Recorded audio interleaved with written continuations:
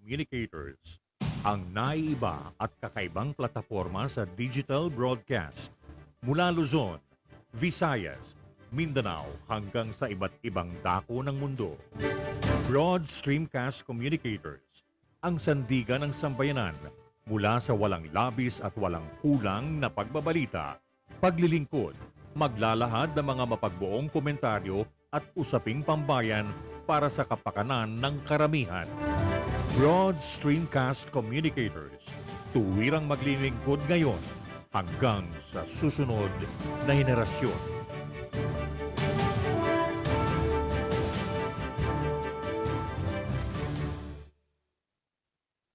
Your Honor, please.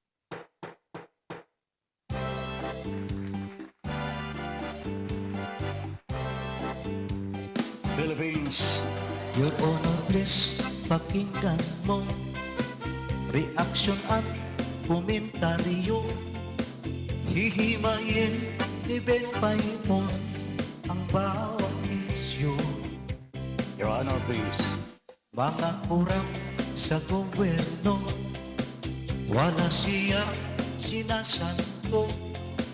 Mga baho ibibisto, kahit sino.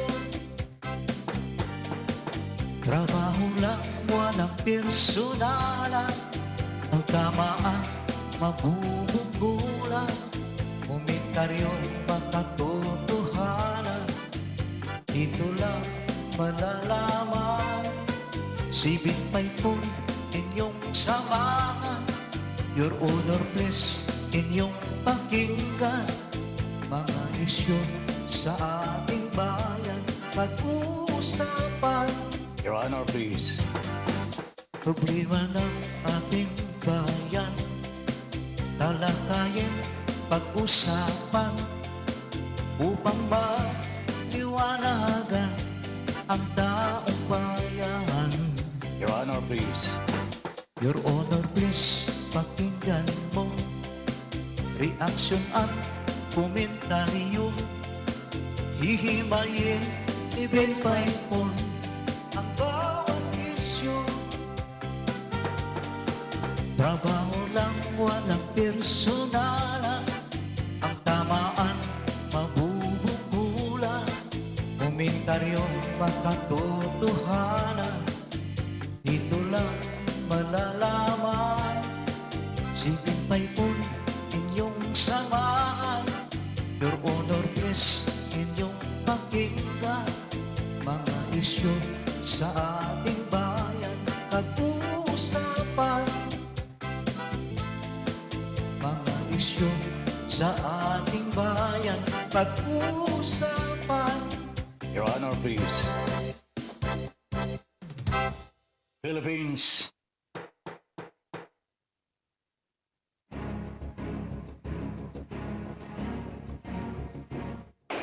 Magkaiba man ang ating pananaw, hindi tayo magkaaway kailanman. Sa dulo, makikita rin natin ang tulay na siyang daan tungo sa pagkakasundo, pagkakaisa, at kapayapaan.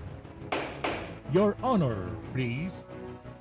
Ben Paipon, the bridge commentator and broadcaster on board. Your Honor, please. In defense of truth, justice, and freedom.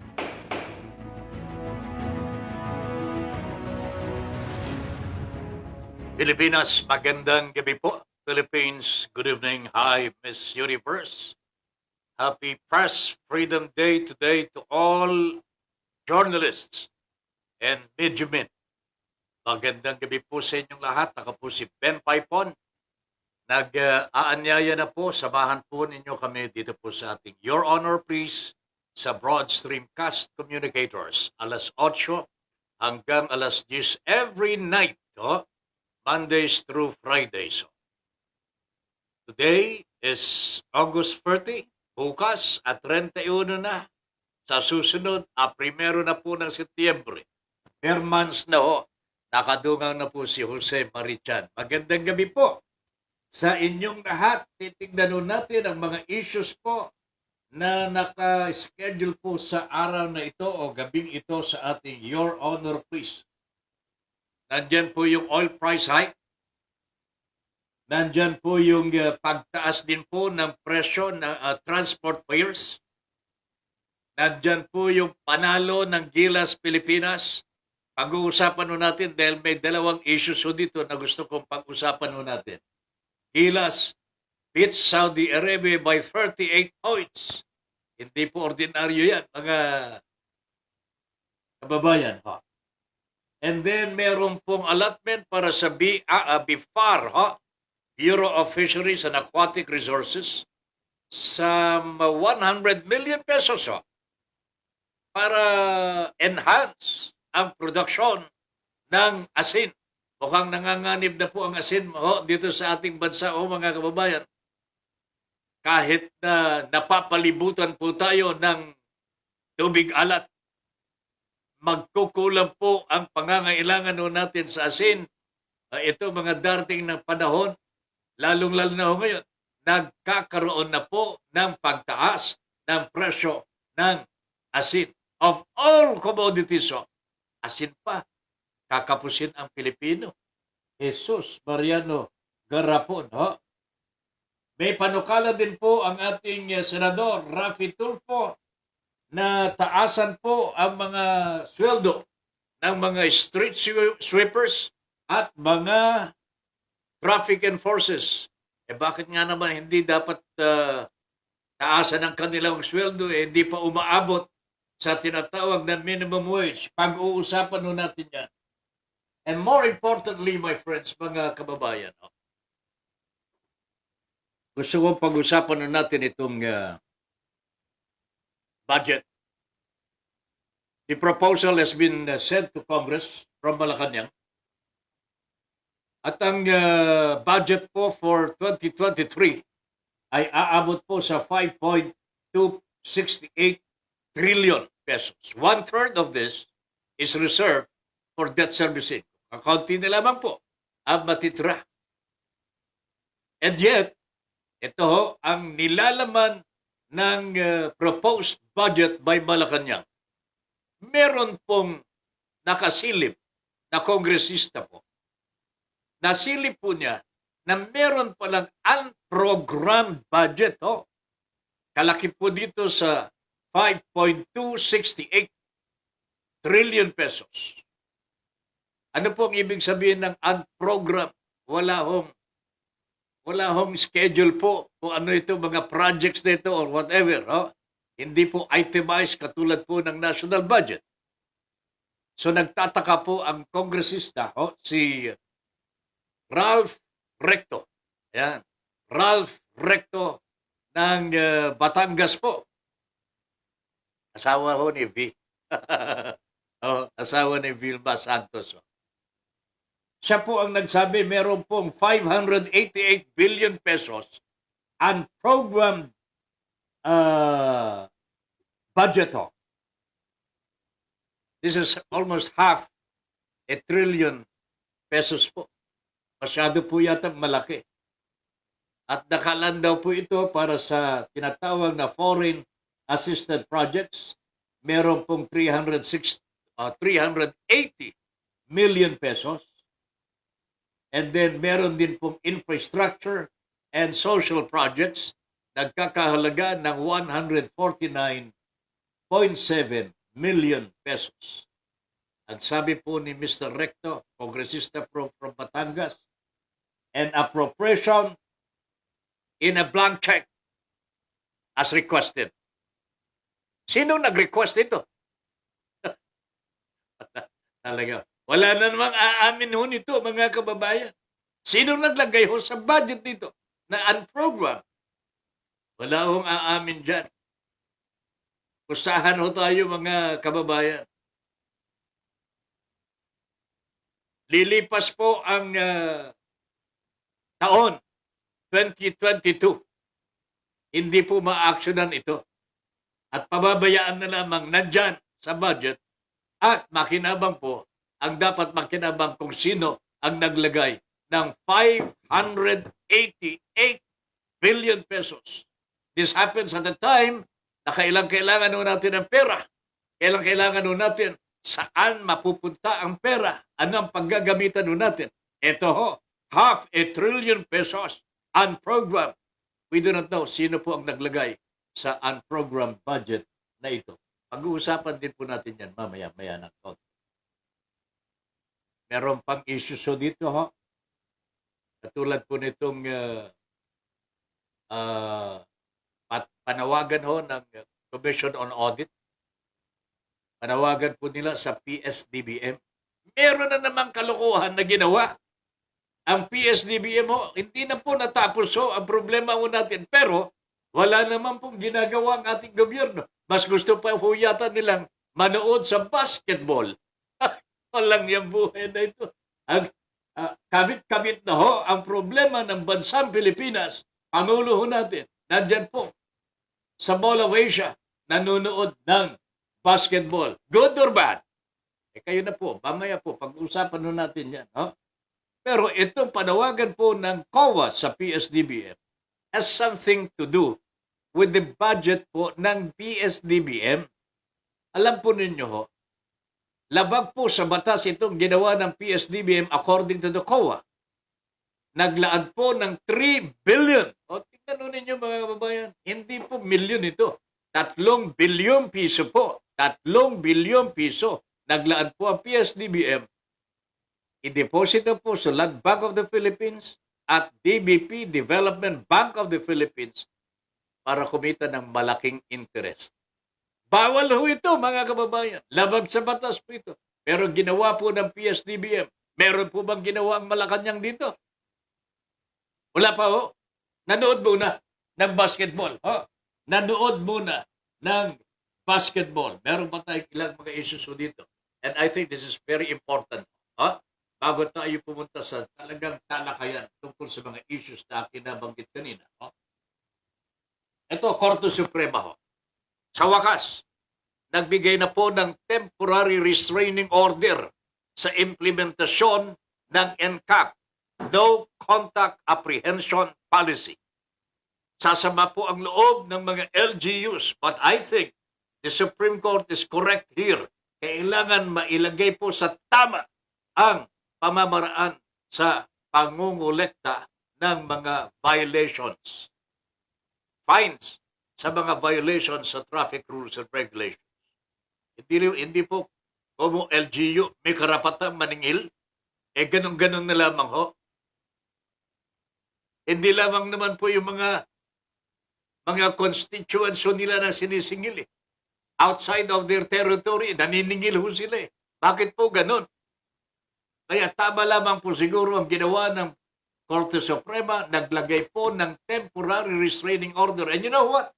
Ang susunod na pagdinig o ang schedule na pagdinig ho sa NCAP issue ay sa January 24, 2023 na po.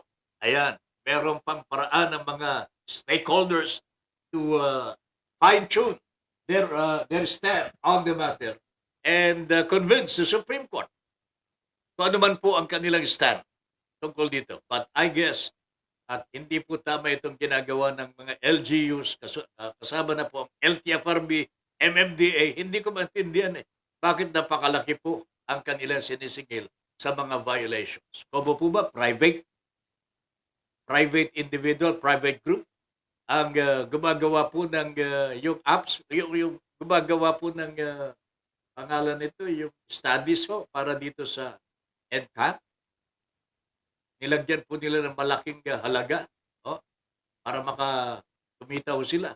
Pero sa tingin ko, hindi po yung private organization lamang pang kikita dito. Pati yung LGU, sapagkat malaki ho ito. Billion din ito, mga kababayan ko.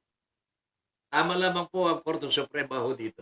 And we love the efforts of the Supreme Court. Hindi po nila pinabayaan ang issue ito ng NCAP. Okay? Ayan. And let me see. Ito pa. One last issue ho, na gusto kong talakayan ho natin mamaya. Itong issue ng minority leader ho sa Commission on Appointments. nagdeklara po after voting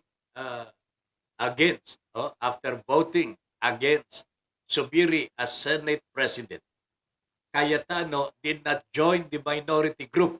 Matatandaan po ninyo. Instead, nagbuo po siya ng sariling grupo nila magkapatid. At tinawag ho nila, ito yung independent bloc. In other words, it's not with the majority, it is not with the minority. Tama lamang mo yun. Accepted by the Constitution ho yan. Allowed by the Constitution. Pero, an independent member of the Senate is not a member of the minority. Neither is it a member of the majority. Di ba? Tama lamang mo yun. Pero bakit po ito si Cayetano ho, iniligay ni Mig Subiri to represent the minority bloc as minority leader in the Commission on Appointments? Ano ang kapangyarihan ng Senate President ho dito? Pimentel says, wala pong kapangyarihan po ang Senate President tungkol dito. Pero mamaya tignan ho natin, ano po ba ito mga napapaloob dito sa sigalot na ito ho. So, yan ang mga issues ho na bibigyan po natin ng atensyon dito po sa ating Your Honor, please, ngayong gabi, August 30. Today is the day we celebrate, commemorate National Heroes Day. Kasabay po ang paggunita po namin ang mga journalist sa Press Freedom Day. At alam po ninyo, napakahalaga po ito sa amin.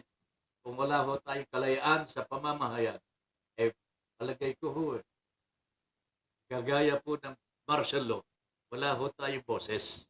Okay? Wala pong boses ang taong bayan. Wala pong boses ang taong bayan kung walang kalayaan sa pamamahayag. Alright. Bago tayo dumako sa mga issues, pagtalakay sa mga issues independently, batiin muna natin ang mga sumusunod. Conrado Brotonel, Padre, magandang gabi po. Tata Ben from Nueva Ecija. Good evening. Sa lahat po ng mga taga Nueva Ecija ay paggabi iyo amin. Magandang gabi po sa inyong lahat. Mel Rodelio Militante, good evening. Mercy Ong, magandang gabi po. Ma'am Mercy Ong, to Kuya Ben, good evening. And Ma'am Lynn, ingat po kayo. God bless po. Ayan. Jimmy Paipon, my brother, younger brother, Jimmy Paipon is watching from Calayan, Cagayan. Malapit na tayo magkita-kita utol. Be safe always. Mercy Om, Kuya, saan po gaganapin ang anibersaryo ng BSC? Naghahanap pa po tayo ng lugar kung saan po natin gaganapin ang celebration ng Broad Streamcast Communicators. Malalaman po ninyo sa pagdaan ng mga panahon. O baka tanungin mo si Ma'am Angelica Paz. Nasa linya na po siya. Blessed Tuesday evening. And more power po sa BSC. Sir Ben Paipon, Your Honor, please.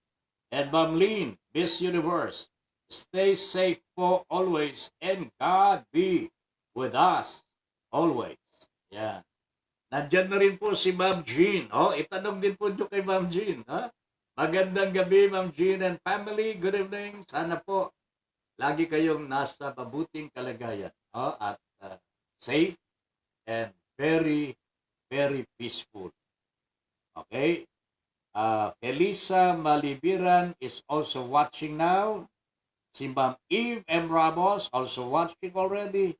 Good evening po, Sir Ben Paipon. Your Honor, please, Miss Universe, Ma'am Lynn, and to all BSC families, stay safe and God bless us all. Ayan. Si Ma'am Chincha Buste from Kuwait ay nanonood na rin po siya. Good evening po, Sir Ben and Ma'am Lynn, at sa lahat ng inyong taga-subaybay. Ayan. Armando Badillo, partner. Buddy, good evening. Elisa Balibiran, good evening po, Kabin. Paipon, Ma'am Lynn, Miss Universe, PSC Family, at sa mga taga-subaybay ng Your Honor, please stay safe and happy. God bless po. Okay. Rachibom, gandang gabi, mga kababayan ko sa matitinong utak. Talaga naman si Ma'am Rachibom. Ha? Specifically mentioned ho ito. Sa mga matitino ang utak. Mel, Rodelio Militante is watching. Good evening, Mel. Chincha Buste. Another, ano ba ito? Servan na naman po yun, Sir Ben, kung sino ang turuan. Another turuan na naman po yun, Sir Ben, kung sino ang responsable. Grabe na talaga ito. Yung sugar beso, yung controversy. Hindi pa tapos yun kasi hindi po nag-a-attend. Itong si Vic Rodriguez, Executive Secretary ng Pangulong Marcos. Alam po ninyo, hindi ko na sana pinapansin dahil napatunayan na talagang may walang tawag dito, walang shortage, merong hoarding, merong smuggling. So there is a crime that has been committed already. Dapat to, magparusa na ho ang ating Pangulo. Isunod na lamang po kung meron pong kinalaman po si Mr. Vic Rodriguez sa tangka na pag-iimporta ng asukal na hindi naman po kailangan. Di ba? Pero as Ma'am Chincha Buste says, turu-turuan na naman ho ito. Manood na lang kaya tayo ng basketball, ha? Okay po ba sa inyo? Manood tayo ng basketball. Rachibu Menjola. Pera yan. Kaya walang aksyon na mangyayari sa budget na ano ito? Na yan, users ang mga hinuhuli. Ang bayan at mga taxpayers. Ako talaga. Ricky Tisoy is watching. Los Unidos, Joventeos is watching. Magandang gabi po, Los Unidos. Paring Ricky, good evening. Willie Espiritu is watching. Padre, magandang gabi sa iyo. Try to communicate with us kung ano bang maganda dito. Pagkakaroon na tayo ng celebrate ng ating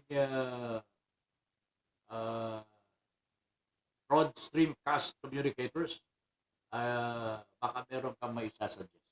Rachibu Menjola, basta't pera usapan sa gobyerno na iyan, lahat gagawa mga buwise. Mga walang awa, nakakasuka ang mga maiitim na budhi nila at maiitim pati ang buto ng mga iyan. If I know yung mga matataas na gobyerno kahit bale, palulusutin nila sa offenses and fights. This is the truth. Ito na po ang katotohanan. Take a look at what is happening in the country today. Sa dinami-dami ng pinagdadaanan naman natin, mga controversial issues, laptop, asukal, ngayon asin, presyo ng mga bilihin po, presyo ng langis, diba? Talaga naman po. Alam po ba ninyo, magkano itinaas ng gasolina ho? 1 peso and 40 centavos today. Diesel, magkano? 6.40 ho. 6 Gs. Kerosene, 6 Gs. Diyos ko po, paano tayo mabubuhay? And take note of this, mga kababayan. Tuwag-tuwa po na ibinalita ng LTFRB.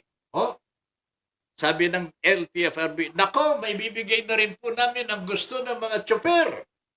Dadagdagan po natin ang pamasahe sa mga jeepneys, public utility vehicles, mga kababayan. Tuwag-tuwa po ang LTFRB. Hindi po nila alam kung anong mangyayari dito.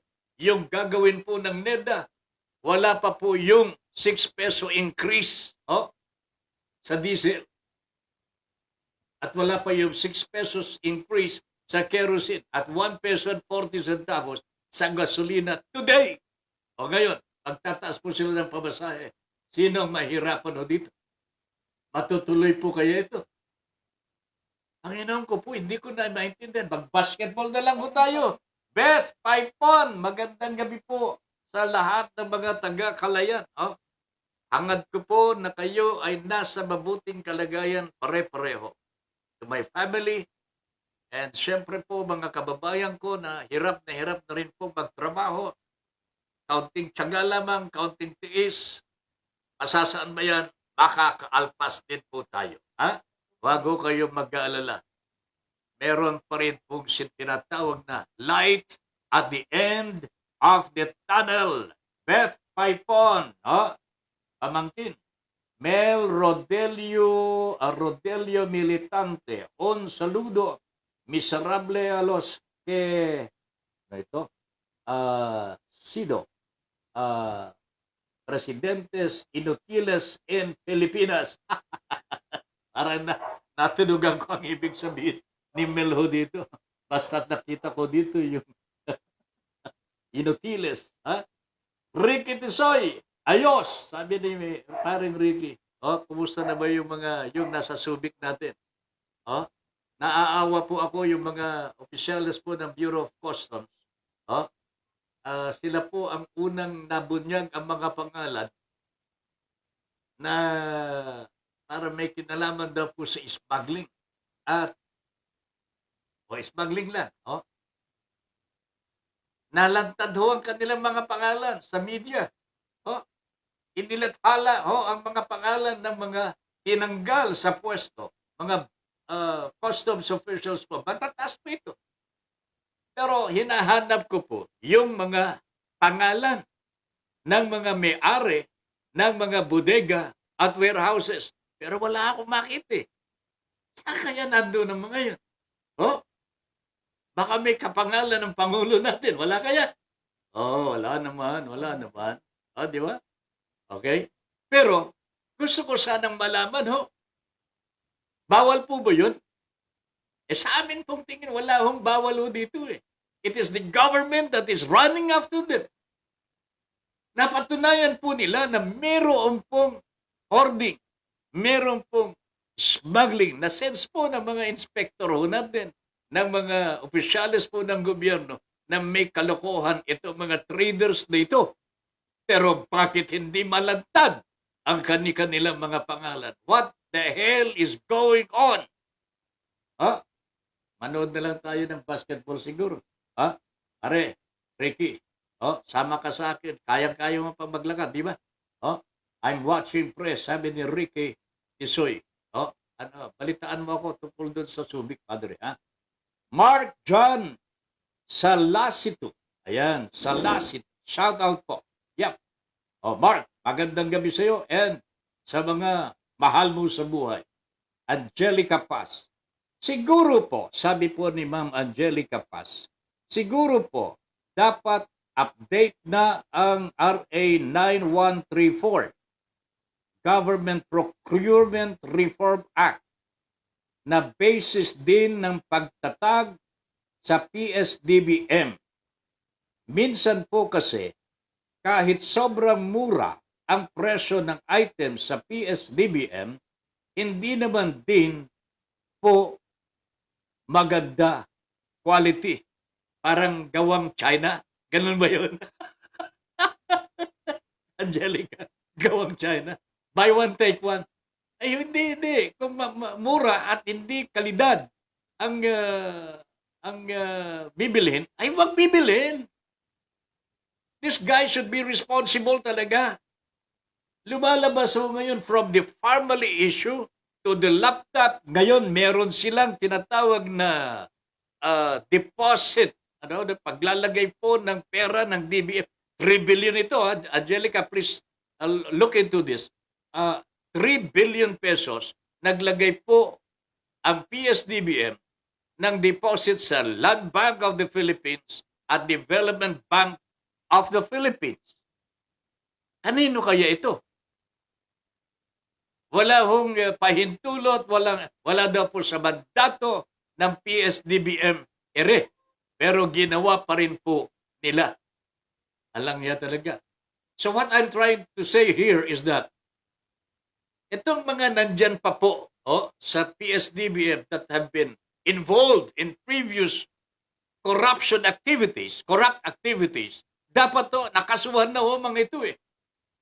Hindi ko maintindihan kung bakit may pumipigil sa kanila. Palibhasa po ba? Bata ho ni Gong Di ito o Bongo? Dalawa lang naman po yan eh. Hindi Gong at saka si Bongo. Di po ba mga kababayan? Pinabubulaanan ho ni Mr. Senator Bongo na kilala daw ho niya si Lao. Nagtrabaho sa kanya eh. Grabe naman talaga ito. Nukdukan ho ng kasinungalingan ho ang nangyayari po dito sa atin. Kanya, walang nangyayari ho eh. What we are trying to say here is, sobra na po ito. Marami na po mga violations na nakikita po ng gobyerno mismo. Bakit hindi po sila magparusa? Bakit hindi nila damputin ang mga loko-loko na ito? Ilagay doon sa selda ho. Maghihimas po ng rehas sa bakal. Ano po kanyo? Kaibigan ho nila, kakilala. Ganun po ba? Wala na ho ako masabi ho. Manood na lamang ho tayo ng basketball. Junior Revilla Arce is watching. Revilla ito Junior Revilla Arce. Magandang gabi partner Good evening. Good evening. Lilian Gabriel, blessed Tuesday po, Tata Ben Paipon. And Miss Universe, more power po to your honor, please. Hello, Salaw and BSC family. God bless us all. God first. Share done na po. Ayan. Tata Ben, sabi po ni Junior Revilla Arce. Shout out naman si Nick Nock. Francisco ang Taytay Intel. Ng Taytay Intel. Okay. Good evening po. Baka nakikinig si Frank. Ano ito? Francisco ng Taytay Intelligence siguro ito. Junior Revilla Arce is greeting si Mr. Nick Nock and Francisco. Yan. Ng Taytay Intel. Magandang gabi po sa inyo. At kung pwede naman po, i-like and share, i-follow po ninyo ang ating page. Ito yung Broad Streamcast Communicators. Para mapanood naman po ninyo ang iba pang mga programa po natin dito sa Broad Streamcast Communicators. Rachibo Mendiola, dito po bumaba ng 50 cents, dollars ito per liter ang unleaded gas sa gas station ko. Bumaba ng 50 cents. Okay, very good. Dito ho sa amin, Ma'am Rachibo, 6 pesos and 10 centavos ang itinaas ng diesel at kerosene. Sa gas, gasolina, 1 peso and 40 centavos. Ano sa inyo dyan? Bakit sa iba, bumababa po ang presyo ng gasolina? Bakit dito sa atin, tumataas? Ricky Tisoy, meron ka bang masasabi dyan? Okay? Ayos. So proud, sabi ni Ricky Tisoy, trial by publicity. Hindi nila ma-drop ang names ng mga smugglers kasi EJK aabutin nila. Alang yan talaga, no? Sinong ma-EJK? Yung mga smugglers? O baka yung mga opisyalis ng gobyerno takot ho sa mga smuggler? I think this is the truth. Takot, hindi lamang po sa buhay po nila. Kung hindi, baka mawalan po sila ng panggastos sa pagdating ng eleksyon. Matindi ho itong mga smugglers dito, mga kababayan. They control the government. This is what I'm trying to say, mga kababayan. Dapat po i-revisit na po natin yung mga batas na nagbibigay po ng extra power authorities to businessmen, making them over and above our own government. Bakit po pinapayagan nila ito? Sino bang tunay na amo ng ating mga government officials? Hindi po ba ang taong bayan? Ay, hindi na raw po. Hindi na raw po. Hindi na raw po. Mga smugglers na po, mga hoarders. Diyan po nanggagaling ang pera nila pagdating ng eleksyon. O nga naman po. Nakakaawa naman po sila kung wala silang pera pagdating ng eleksyon. Kawawa naman po ang bayan natin, mga kababayan. Pasensya na ako kayo, naging makatotoo lamang ho ako dito. Huwag ho kayo magagalit po sa akin. Kasi, itong mga sinasabi ko, sinasabi ng mga kababayan natin sa akin. Ito nakakarating na sumbong ng taong bayan ho. Alangan naman po na magsasabi ako dito ng hindi po nanggagaling sa puso ng ating mga kababayan. Junior Dal. Kumusta ka na dyan, Padre? Good evening. Good morning, bro. And all of the viewers. Ayan, si Junior Dal. Eden Pedralves, my classmate from Tugigaraw, Cagayan. Magandang gabi, partner and classmate. Ricky Tisoy. Pre, lahat ng huli sa BOC, Law Division ang may kapit. All information. So hawak po ng Legal Division, Law Division ng BOC ang mga kaso involving the BOC ngayon. Pati na ho yung ginawang inspection. Patay na. Ang lalabas na mga balita na lamang po, mga kababayan, ito na yung tinatawag na filtered information from the Bureau of Customs. Ito po ba ang tinatawag ho natin press freedom? Mga kababayan, when your information is filtered, when your information is not even the truth, ni malayo ho sa katotohanan, mga kababayan. We may have a so-called press freedom. Hindi ho inuhuli yung mga journalist. Pero hindi naman po binibigyan ng tamang impormasyon at hindi po pinahihintulutan na mag-imbestiga. There is a big difference, mga kababayan, when journalists, media men, are allowed. Halimbawa, nag-inspection po. Nag-inspection ang BOC. Dapat po, yung journalist, yung media men, nandun at malaya ho na magtatanong-tanong sa mga naroroon.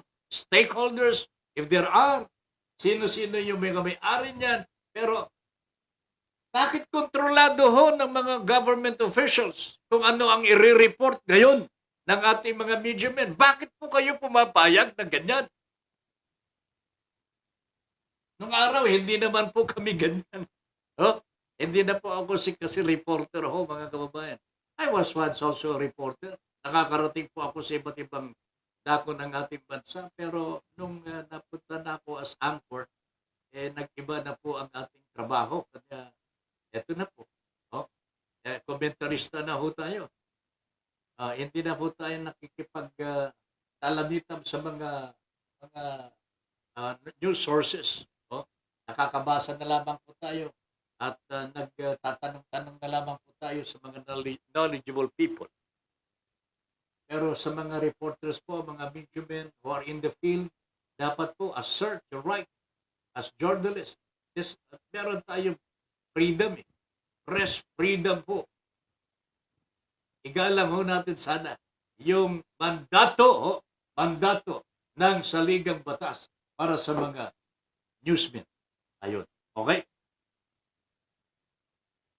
Ang daming pictures ni Bongo, Duterte at Lau na magkakasama. Dami kasi at dami ko kopya. Ma'am Ratchibun, please spread the news.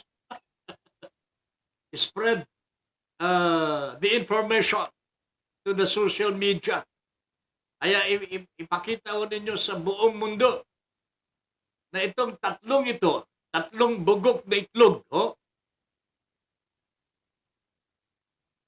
once upon a time, naging sanhi ng problema ng taong bayan.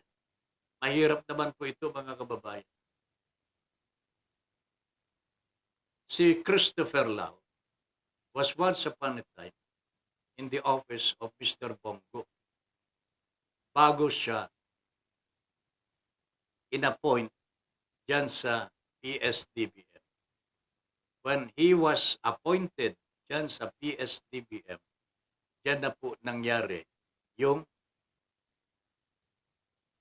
Parmali case. After the Parmali case, kasama pa rin po dyan si Mr.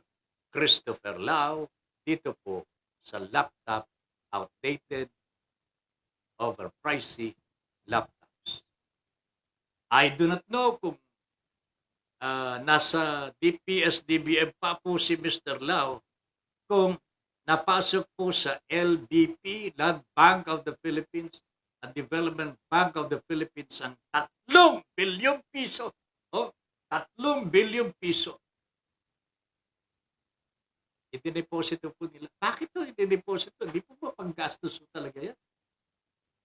For high-yielding interest daw po. Much above, over and above yung current savings accounts. Yung checking account, yung savings account, mas malaki daw po ang interest na makukuha po ng PSDBM. Ang tanong ko dito po, sino po kaya sa PSDBM ang makakakuha ng interest rate o interest po ng kanilang pera? Ang protocol ho dito, kung hindi na po ginagamit ng PSDB, hindi na nagamit yung pera, dapat bumalik po sa Bureau of Treasury. Pero ang ginawa ho nito mga luko-luko nito, itineposito po nila without seeking the mandate, without seeking the authority from the Bangko Sentral ng Pilipinas. Wala ho eh. Hindi po sila nakikipag-communicate ng lamang ho. Ipinalagay ho nila, hoy, kayang-kaya natin ito, pre. Kikita tayo dito ng malaki. PSDBM. Jesus Christ. They can do things like this at will. Ngayon lamang po sila nabubuko sapagkat meron tayong COA na very vigilant po ngayon. At meron po tayong mga well, there are some good people, nice people dyan sa Kongreso po ngayon na medyo active din po. And we have to salute them. We have to salute them. Bahagi po sila ng pagiging magkabayan. Ayan. Norman Escalante is watching. May nahuli ka na bang tatos dyan? Norman, stay there and enjoy your vacation. Magkikita po tayo dito when you come back to Manila. Yung mga utol ko babalik na ho yata sa Manila at least before the September 11. Ratchibun Mendiola officials ng gobyerno. Yan ang ito yung mga nakakatakot po, mga kababayan. Ang kagabawan ng kalokohan mga ito, wala na hong, talaga. As if they own the government, they own the Philippines already. Ganyan po yung mga naunang mga administrasyon natin. Eden Pedralves, good evening, Sir Ben Paipon, watching now. Eden, classmate, kumusta ka na?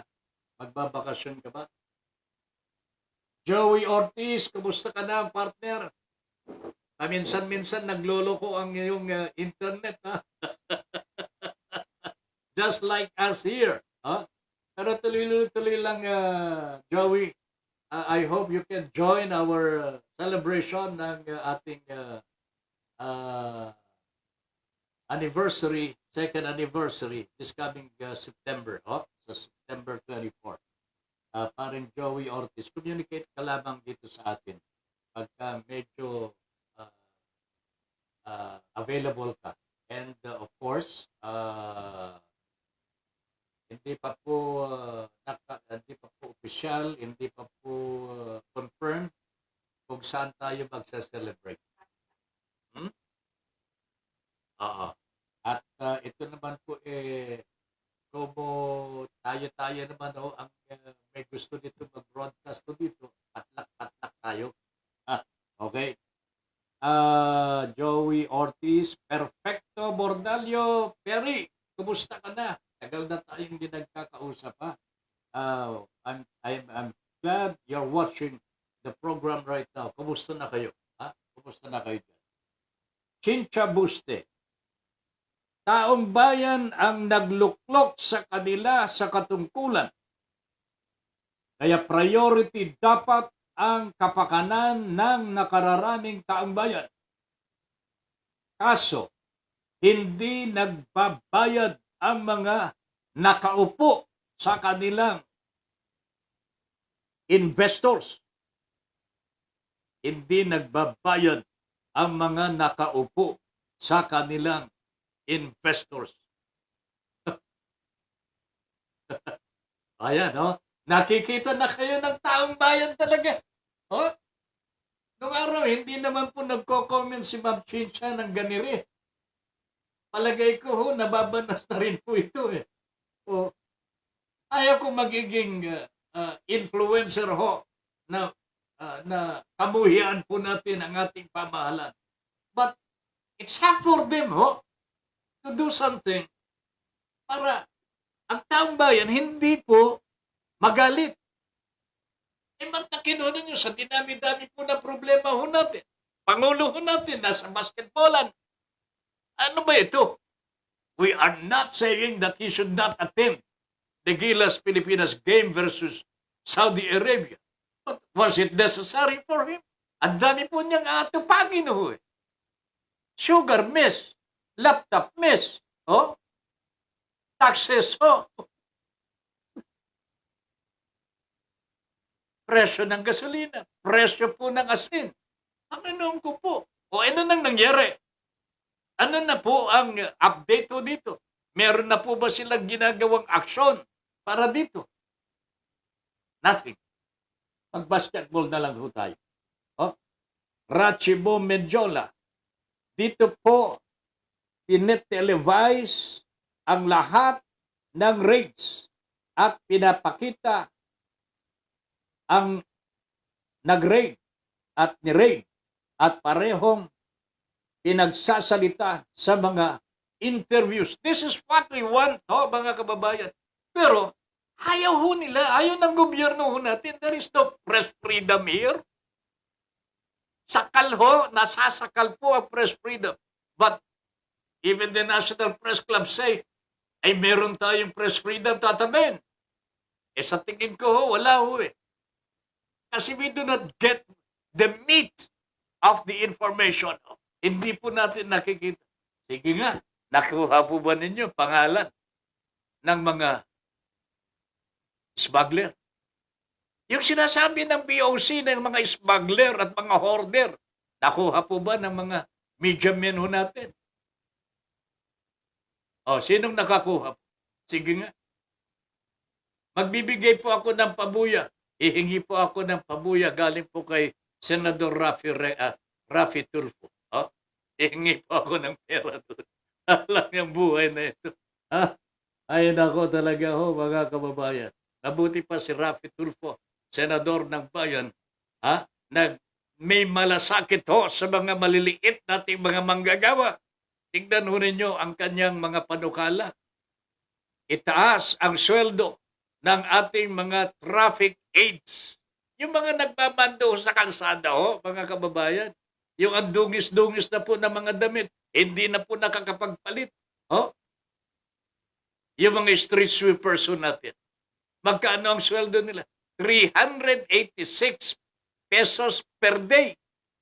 Samantalang magkano ang minimum wage? 500? 800? Jesus Christ, ang layo po, mga kababayan. Ang layo-layo. Mabuhay ka, Sir Rafi Tulfo. Oh, kakampi ninyo kami pagka ganyan. Oh.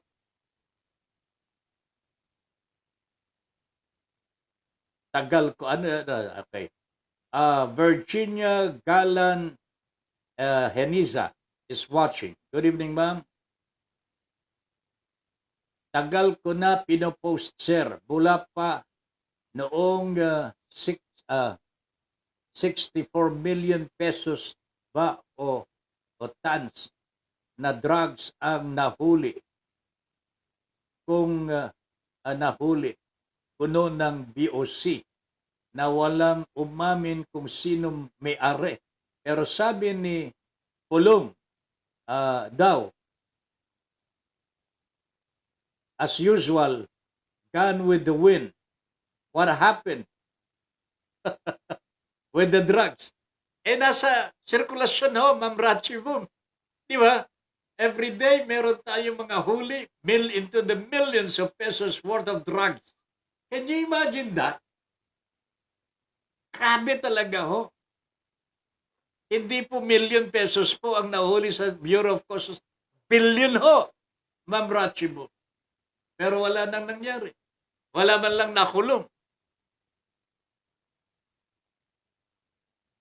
This is the kind of government we have. Even until today, mga kababayan, all the violations of the law are being repeated with impunity, mga kababayan. With impunity. Sir Ben, sabi ni Perfecto Bordalio, walang feedback. Office ni Senator Win Gatchalian. Worried ako baka nagagapang na ng mga emisaryo ng financing. Uy, delikado na ito. Oh, pati ba naman si Win na nagagapang na ng mga ng mga loan sharks? Oh, ay, nako ha. Nagagapang na mga loan sharks ha. Mahirap na 'yun. Ay, nawala na ang aking nawala na po yung mga binabasa ko. Padre Perry, huwag kang mag-alala. We will try to get in touch with the good senator and baka sakaling makausap din po natin muli. Kung hindi man po dito sa ating broad streamcast communicators, baka sa Radyo Pilipino. We will try to do that for you. Okay? Maraming salamat Perry. Thank you very much. Alright, tuloy-tuloy po tayo. Alas 9 na po ang oras po natin sa buong kapuluan. Okay? Perfecto yan. Sa totoo lang, nag-support mga loan shark victims at ikinampanya namin siya. Nationwide, 17 regions, GC at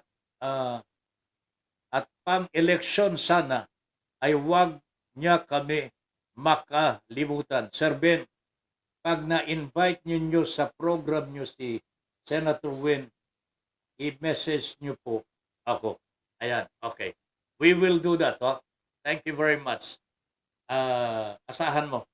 We will do this ASAP, as soon as possible.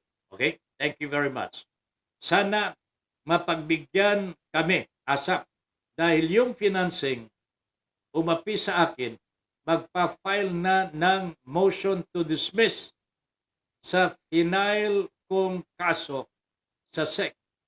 Grabe naman yun, nabasa ko talaga, mahaba po yung kwento mo dun eh. Pero nabasa ko ng buong buo, Perry.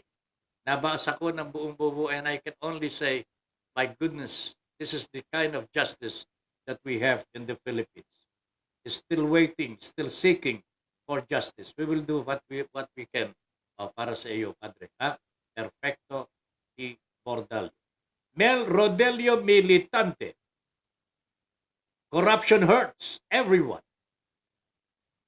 The impact of corruption goes beyond the corrupt individuals. The innocent colleagues who are implicated or the reputation of the organizations they work for. Ultimately, Victorians are the ones who lose out. Corruption erodes the trust we have in the public sector to act in our best interest. It is also wasted. It also wastes our taxes or rates that have been earmarked for important community projects, meaning we have to put up with poor quality services or infrastructure, or we miss out altogether. Alam po ninyo, doon sa aming sa Radyo Pilipino, merong plug doon eh. Corruption is still corruption. Oh? Pagka may ninakaw, kailangan wag natin payagan, bawiin natin. Atin yan. Atin yan. Sa inyo yan. Wag ninyong pahihintulutan. But this is the evolution that is happening in our country today. Nangingibabaw na po ang kasakiman. Unfortunately, gone were the days when we had real good heroes na talagang tinitingala ng ating mga kababayan. Wala na ho sila. Ang totoo niyan ho, mga kababayan, pinatanggal na ho ang history sa mga paaralan ho natin. So what else could we learn about? History. Tinanggal. Paano natin malalaman kung ano ang nangyari po in the past? Anong ginawa ng mga ninuno po natin para sa ating kalayaan o kasaganaan o kasamaan? Hindi po natin malalaman. Bakit po tinanggal? Dahilan po ba ayaw po nilang malaman na meron pong masamang nangyari sa kasaysayan ng ating bansa?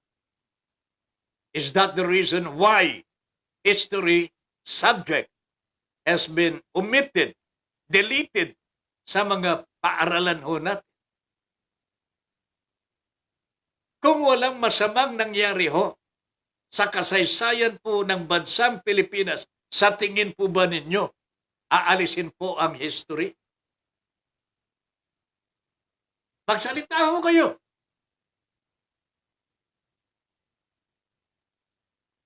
Magsalita ho kayo. Sa tingin po ba ninyo, kung lahat po ay maganda ang nangyari sa ating kasaysayan, sa tingin po ba ninyo, mawawala po ang history sa pag-aaralan ng ating mga kabataan? Of course not. But there is something bad na nangyari po sa kasaysayan ng ating bansa na kailangan itago. And that is the reason why history is deleted. Ano po yung kasaysayan na ho yan? Ay, mag-basketball na nga ho kayo. Ano ba? Pag-basketball na lang ho tayo ho. Alam po ba ninyo? Kaganda-ganda ang laro kagabi, no?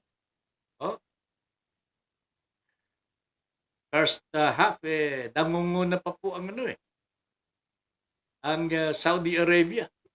Wala pa kasi si Bongbong wala pa ho si Presidente. Third quarter ho, dumating.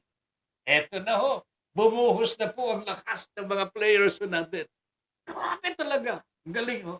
Kaya siguro maganda nga ho dito, para tayo manalo palagi sa sports, the president should always be present sa mga games ng ating mga players. Why not? Di ba? Doon na lamang ho. Di ba? Tama nga po naman. Pero may isang bagay na hindi ko nagustuhan po kagabi. Yan naman mga kababayan ho natin. Alam na po nila may problema po si Chot Reyes, yung sa mga basketball ng Pilipinas and so on and so forth.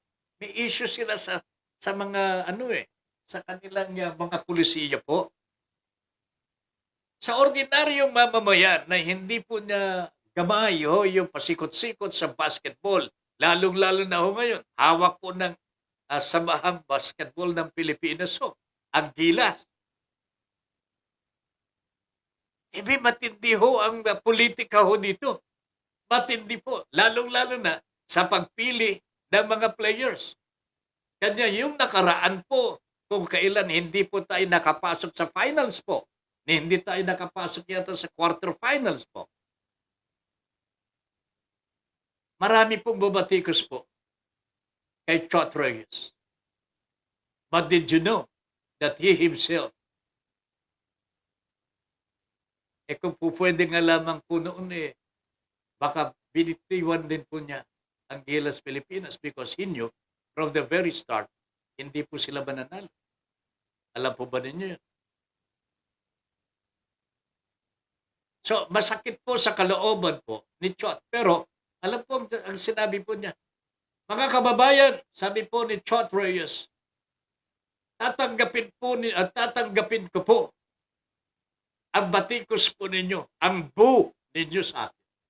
Huwag lamang po ang aking mga players.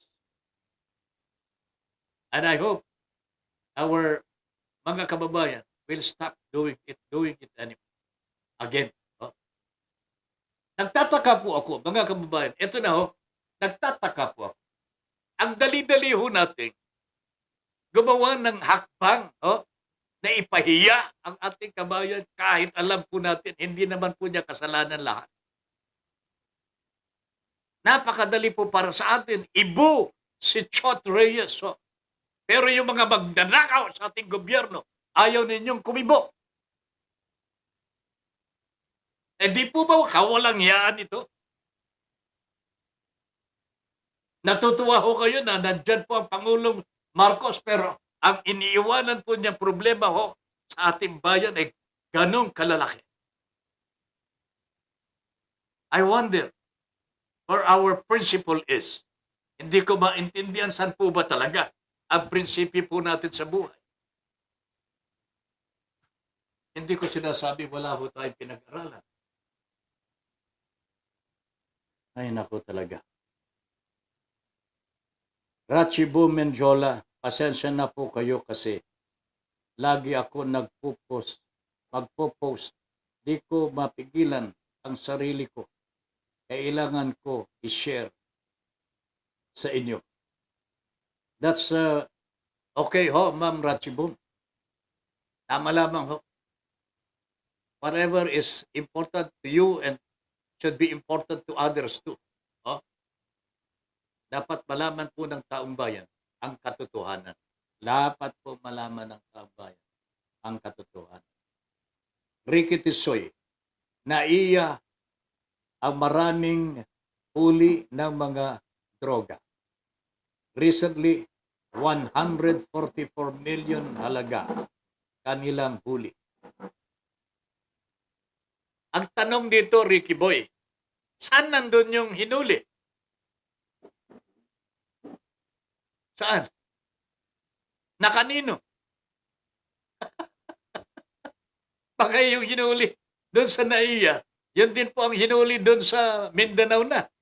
O kaya dito sa Quezon City, kamakailan lang.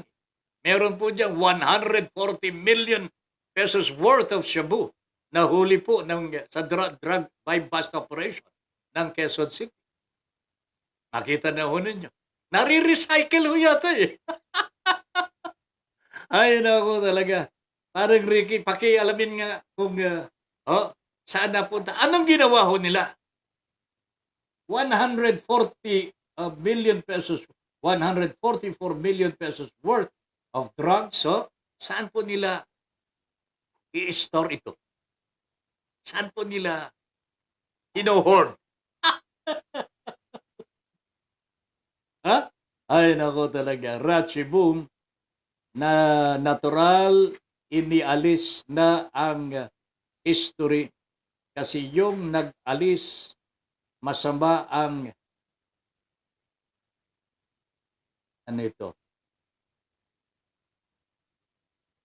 na iyan nabanggit sa history. Hindi inaamin ang na ayaw mabanggit sa history. there's something wrong that happened in the past sa kasaysayan ng Pilipinas. Kanya, ayaw pong malaman ng mga kabataan, ano po yun? Ano yung nangyari? Let's face it, kung maganda ho ang lahat ng nangyayari sa buong kasaysayan ng Pilipinas, why remove history? Bakit aalisin ho natin ang kasaysayan? Dapat po, ipagmalaki ho natin kay yaman ang kasaysayan ng bansang Pilipinas. Pero unfortunately, I think there is something that is really very, very bad that happened in our history. That is why history had to be deleted. Ricky Tisoy, Rafi Tulfo for president. Oy, sang-ayon ako dyan, padre. Sang-ayon ako dyan. Ha? Now na? Now na? Okay na? Now na? Antonio Salaw, Ma'am Jean, magandang gabi po. Good evening. Meron ako magandang balita ho sa inyo. Pero hindi pa po sure ito, but I think preparatory meetings already have been conducted with Ma'am, yung partner ko sa radyo ng Bayan ng Araw, Meli Tenorio, baka sakali. In the coming days, baka magsimula po siya sa ating broad streamcast communicators. And we're looking forward to other personalities po na gusto mag-broadcast po dito sa BSC. We are calling on our colleagues who have retired and who are still can do broadcasting. At tawagan ho ninyo kami dito sa ating page. And let us talk. And let us serve the Filipino people with all our hearts. Alam ko po yung mga retired broadcasters, hindi po retired ang mga yan. Naghahanap lamang po sila ng mga outlet. Because once a broadcaster, sabi nga ni partner Belly kanina, once a broadcaster, always a broadcaster. Passion na po natin ito Passion na. And besides po, pagka kayo retired na, diyan ka lang sa bahay, pakukuya-kuya ko, lalo kang mabuburyong. You have to have something to do. Okay?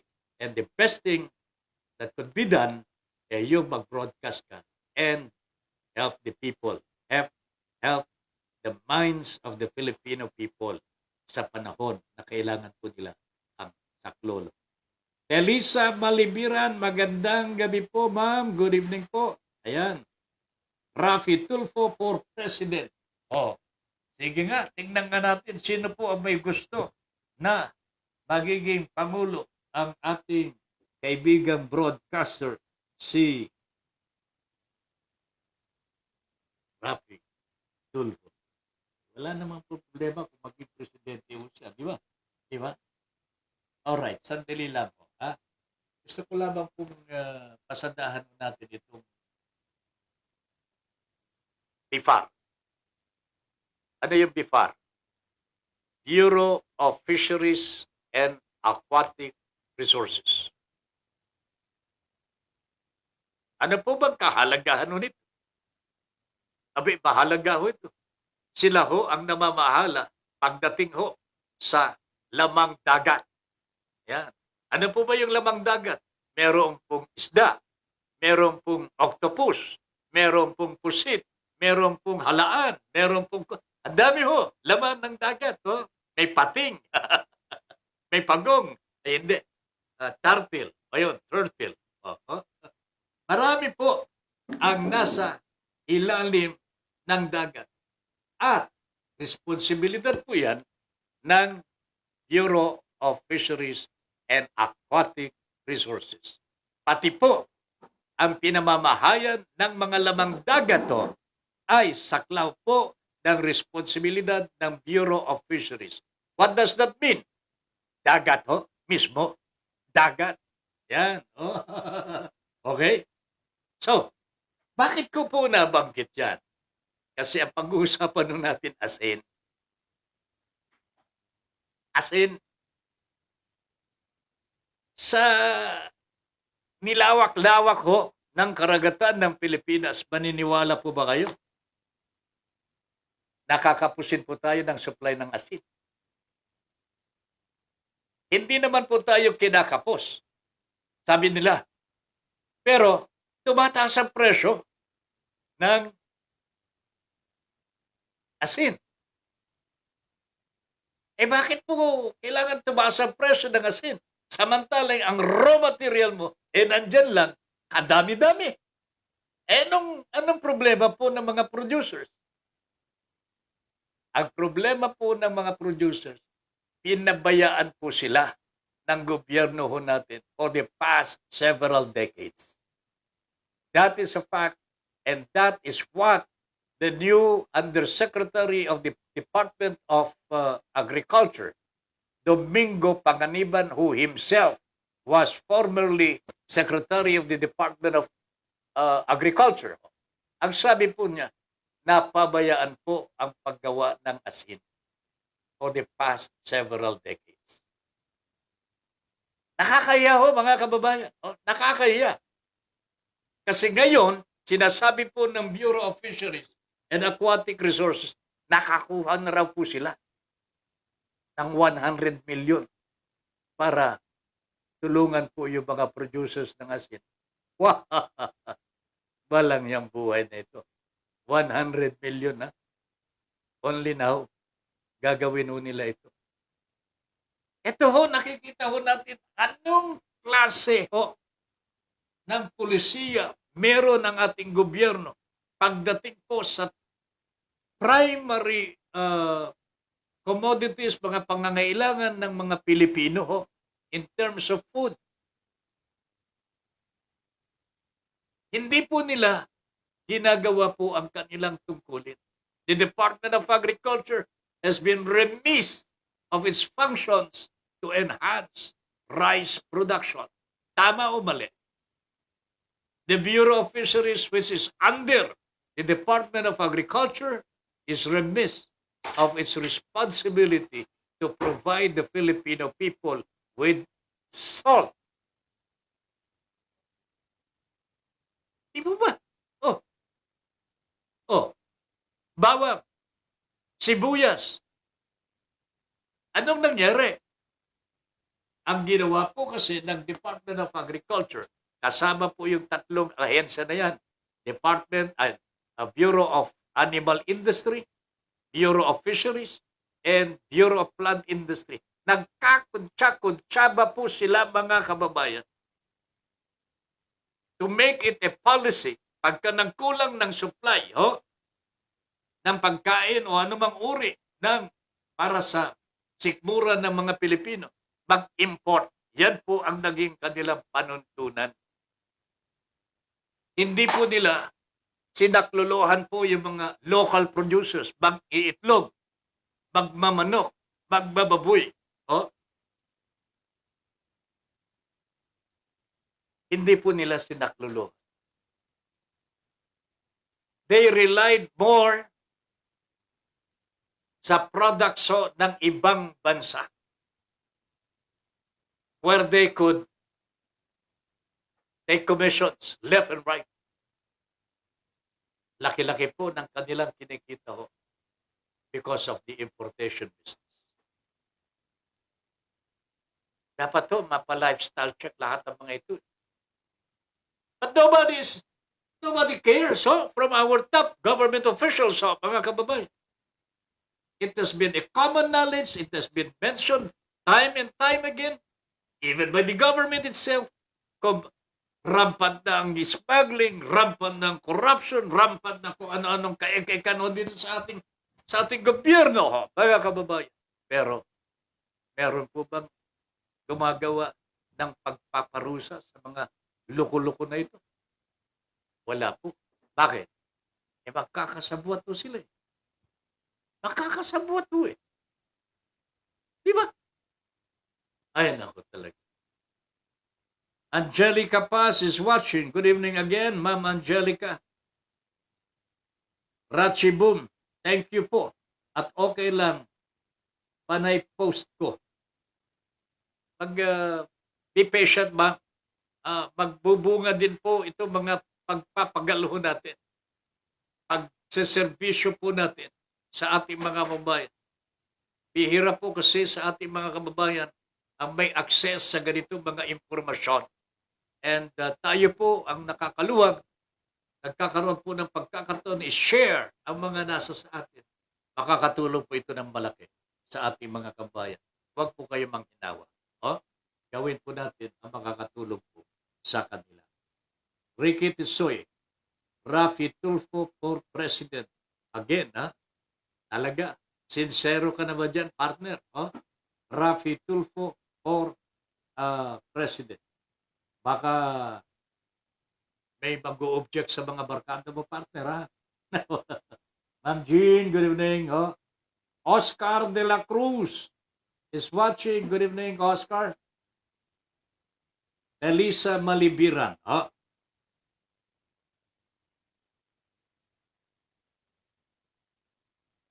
Nakakasaba po ng loob na sa tinagal-tagal ng panahon, i-delete ang history bilang bahagi ng curriculum sa pagtuturo ng mga estudyante.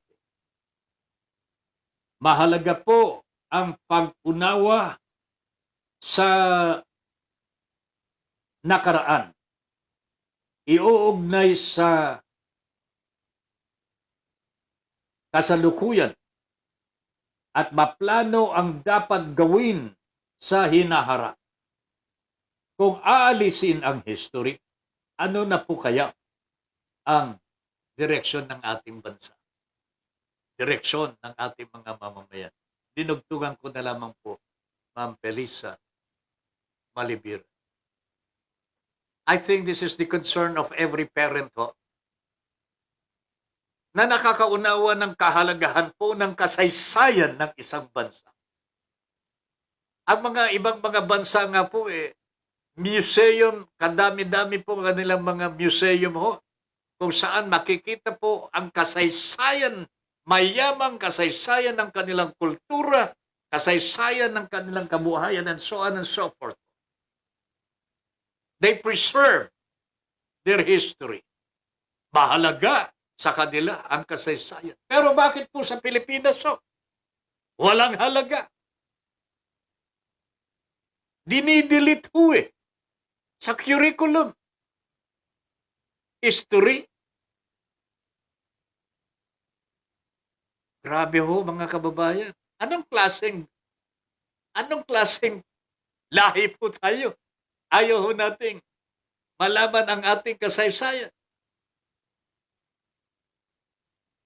Bakit po nagkaroon po tayo ng mga ganitong mga pinuno na hindi po pinapahalagahan ang kasaysayan ng ating bansa? Why? So alam na po ninyo mga kababayan kung bakit dinelete ang history. There is a part in our history na hindi po kanais-nais sa isang pamilya.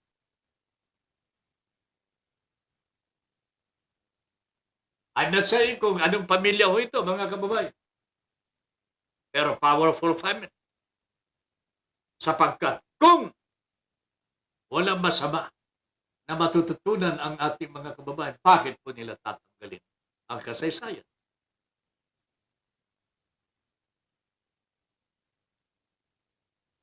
Sana ipaliwanag nila bakit naman. Ito mga naman natin. Ito mga kongresista natin. Mga bugok din mga kababayan. Oo na lamang ng oo. Magtatanggal ng mga subjects po ng mga estudyante. Sobra-sobra na raw po mga subjects ng ating mga estudyante. But they never did a research on this. Ano po ang basis po nila na tanggalin ang mga subjects o magdagdag ng mga subjects? Was there a real research done para sa ikabubuti ng mga estudyante? Ano po bang mga subjects talaga ang kailangan ng ating mga estudyante? Can somebody tell me please, from the congressmen sa mga kongresista natin, mga senador, Sino po ba sa kanila ang po pwedeng tahasang sasabihin po sa taong bayan? Ano po ba yung subject na dapat po isama sa curriculum ng ating mga estudyante? At ano po ang mga subjects na hindi po dapat? Can you imagine? Good manners and right conduct. Tinanggal ho eh. Tinanggal po. Bakit po ganun? Ayaw pong matuto ang ating mga kabataan ng tamang landas ng buhay. Good manners and right conduct. Diyos ko po. Again, inuulit ko po. Please ask your representatives, mga kongresista po natin, mga senador. Pinagtatalunan na po nila ang mga subjects na dapat pong ituro. Dapat po mag-participate po dito si Vice President Sara Duterte. Pero bakit po sila tahimik po dito? Department of Education and Culture yan. Ay mabuti pa po ang SHED sapagkat sumasagot po ito. Nadinig ko po sa kanya. Huwag po tayong pabigla-bigla sa pagtanggal ng mga subjects na ituturo ho sa kolehiyo. Bakit? Hindi pa natin napapag-aralan kung anong tama at hindi tama ho na pag-aaralan ng ating mga estudyante. Was there a research done, a study done on this? Ano po ba talaga para sa mga Pilipino ang kapaki-pakinabang para sila po ay hindi na po magiging alipin sa gigilid? At sila naman po ang magiging amo sa kanilang sariling bayan. Ano? Sabihin po niyo sa amin, mga kababayan, mga lawmakers po natin. Tell us, what are the subjects that could make the Filipino student today? Hindi po siya magiging alipin sa gigilid kung hindi magiging amo sa kanyang sariling bayan. Meron po ba kayo nun? Meron po ba kayo nun? Tignan nga po ninyo.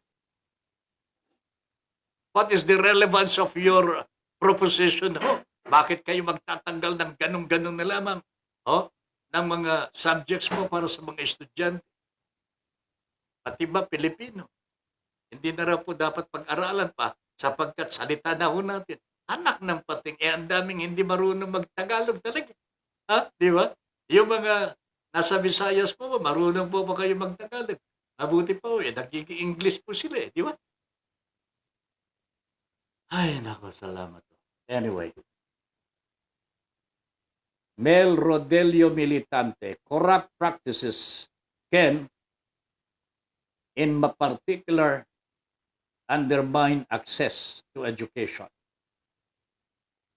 and the quality of educational services, limit the social and economic development of society as a whole, and especially of vulnerable and marginalized groups. Corrupt practices can, for example, endanger the right to equal and free access to primary and secondary education when the payment of a bribe is required as a condition of admission, or to receive books that are supposed to be free of charge. In addition, sexual corruption is widespread in the educational sector. For example, when teachers ask for sexual favors in exchange for better grades, because of its long-term consequences on all societal levels, corruption in the educational sector is particularly serious. That's what corruption can do. Nakakalungkot to, mga kababayan. Nakalulungkot sapagkat educated po Educated po ang mga corrupt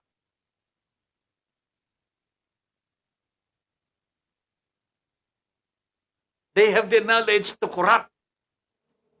Yung janitor ho, wala naman pong paraan para mangurap po yan eh. Yung street sweeper, yung ating traffic enforcer ho, wala naman po siyang paraan para mangurap. Only those who have higher education, nagpakadalubhasa po, na nandyan po sa mga matataas na mga opisina ng ating pamahalaan. These are the people who can manage to corrupt. So, are they corrupting the educational system now? Binabago na po ba nila ang sistema ng edukasyon to suit the needs of the powers that be today? My friends, napakalungkot naman po ang mga pangyayari pagka ganito na ho ang madadatnan po ng susunod na salinlahi. Let us try to work together ho para malabanan ho natin itong corruption. Hindi lamang po sa pera ito sa edukasyon, sa reforma sa ating lipunan, sa reforma sa ating politika. Even the death penalty alone, my friends, tignan po ninyo, nakukurap po ang mga mambabatas. Kinukurap po nila ang mga sarili nila. Bakit? Hindi po sila makapag-enact ng batas with the death penalty. You know why? Sila po ang unang magigilotin. Grabe talaga ito. That is why the death penalty will never prosper, because no lawmaker would be the first victim.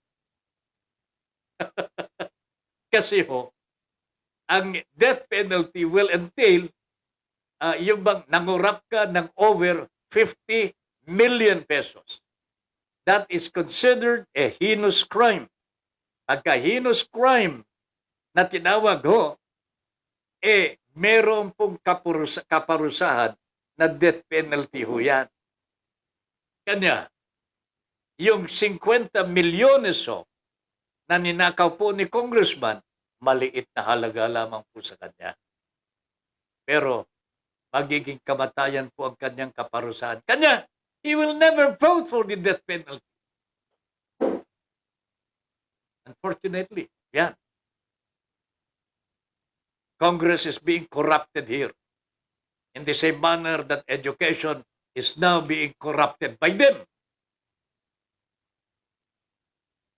So mga kababayan, ito po'y napakalungkot na nangyayari na dapat po natin baguhin. Pagsama-samahan natin ito. Hindi po yung parang ginawa ng mga kababayan natin. Hindi ko kayo masisisi. Nagalit po kayo kay Chot Reyes kasi yung bang parang hindi po niya na-meet yung expectation ng taong bayan Kanya binu po siya. Di ba? Pero hindi po naintindihan ng taong bayan, not all of them, understood. Paano napunta sa sitwasyon na gano'n? Kawik ang Gilas Pilipinas team under Chot Reyes in those times, mga kababayan. Hindi po naintindihan ang politika ng Samahang Basketball ng Pilipinas. Kanya po, binu si Chot Reyes. But that is sports. Paano na po yung mga corrupt? Paano yung mga hindi gumagampan ng kanilang mga responsibilidad? Paano yung mga hindi makapag-decide kung ano ang tama at mali? Bakit hindi po natin ibu? Di ba? Bakit mga kababayan? Bakit hanggang sports na lamang po ba tayo? Gusto niya mag-basketball na lang tayo Di ba? Ay nako, Angelica Paz.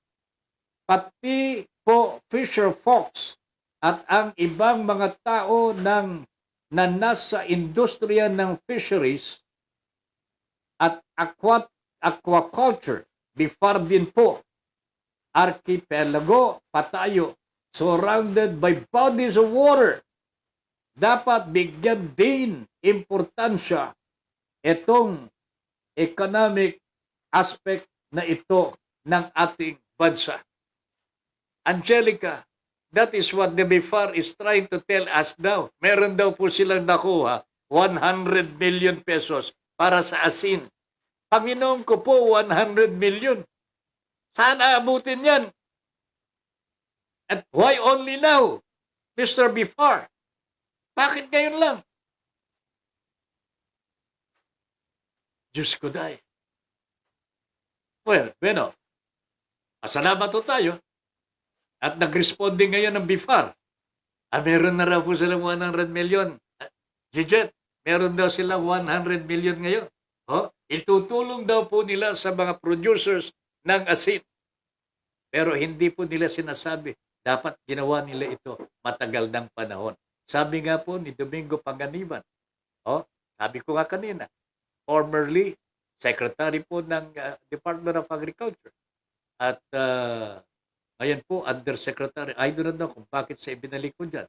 Siguro nung panahon niya, maganda po ang sistema po sa Department of Agriculture. Meron pa tayo hindi pa po uso ang importasyon noon. Di ba? Kaya ibinalik po siguro si Mr. Panganiban. Pero sa ngayon ho, mga kababayan, tingnan ho ninyo. Pulisiya ho ng ating gobyerno. Importasyon.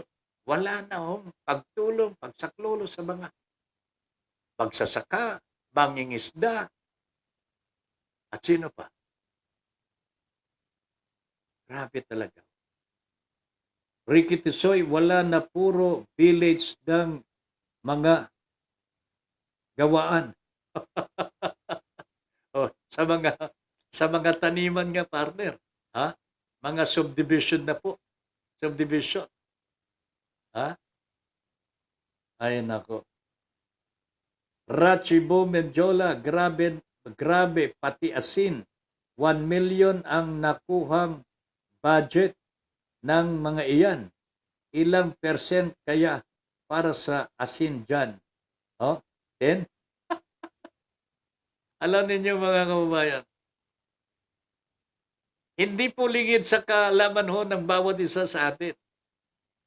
Hindi po nawawalan ng allocations po ng ating Kongreso para sa mga iba't ibang ahensya ng gobyerno. Katulad po niyan, Department of lahat ng kabinete, meron kanya-kanyang budget because they have their own projects. So, meron po silang mga itemized, meron po silang talaga schedule for this, for that, kanya-kanya ho sila. Even in the Department of Agriculture, marami po. Fertilizer, meron pong programa para sa irigasyon. Congratulations nga pala sa ating kaibigan si Benny Antiporda. Siya pala ang administrador. Nagulat po ako. Administrador ng National Irrigation Administration. Sa susunod po, baka sakali ma-interview natin si Benny Antiporda. Anyway, where were we? Meron pong budget po yan, yung mga iba't ibang mga ahensya ng gobyerno. But unfortunately, mas marami po ang nawawala. Hindi po napupunta sa target beneficiary ho. Masagana 99 nung araw. Ano nangyari? Uulitin ho, masagana 150. Panginoon ko po, mga kamay, we are wasting our... But, you know what? Nasa tao na po ito eh. Nasa tao po talaga. Sayang po yung pera na inilalaan ho. Pinag-aagawan po ng mga matatakaw, masisiba ho, mga gahaman ho sa pananalapi. Sila mismo ang naghahati-hatihan sa pera ng bayan. Grabe talaga. Very unfortunate. Very, very unfortunate. But this is our life today. Nagagalit po tayo kung yung mga sports leaders ho natin na nagkakamali. Pero pagka ninanakawan na ho tayo, pagka tayo niloloko na, nilalansin na, pinagsisinungalingan, nakatawa pa po tayo. Ganon po ang Pilipino ho ngayon. Ganon po ang Pilipino. Nakakatawa talaga. Rachibu Menjola, hindi po ako magsasawa. At kung si Rafi Tulfo ay matino, till the end, ikakampanya ko siya. At bakit naman po pumayag ang taong bayan na alisin ang history? Inalis ko nila, ma'am eh. Meron pang magagawa ang taong bayan. Inalis ko nila eh. Wala tayong magagawa. Did they consult us? No. Parang yung implementation ng NCAP. Alam po ba niyo yung NCAP? No Contact Apprehension Policy. Ito yung bago ho na pinatutupad ho nila dito sa mga drivers dito sa Pilipinas. No Contact Apprehension Policy. Dinagdagan ho nila ng dinagdagan ang multa.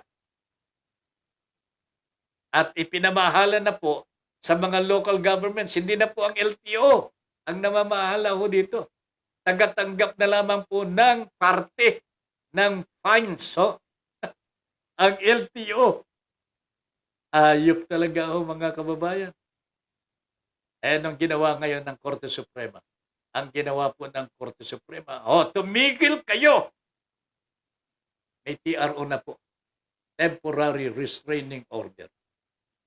And I salute the Supreme Court for doing this soonest time possible. Kasi sumusobra na itong mga LGUs. Alam po ninyo, kanya-kanya na huyat ang buhay po natin ngayon. In the pretext that LGUs are, yung bang meron silang local autonomy and therefore hindi na po sila pakikialaman ng ating gobyerno. Parang yung mga negosyante, hindi na po pwede makialam ang ating pamahalaan sa kanila. So, there is something wrong sa pagpapatakbo ng gobyerno natin ngayon, mga kababayan.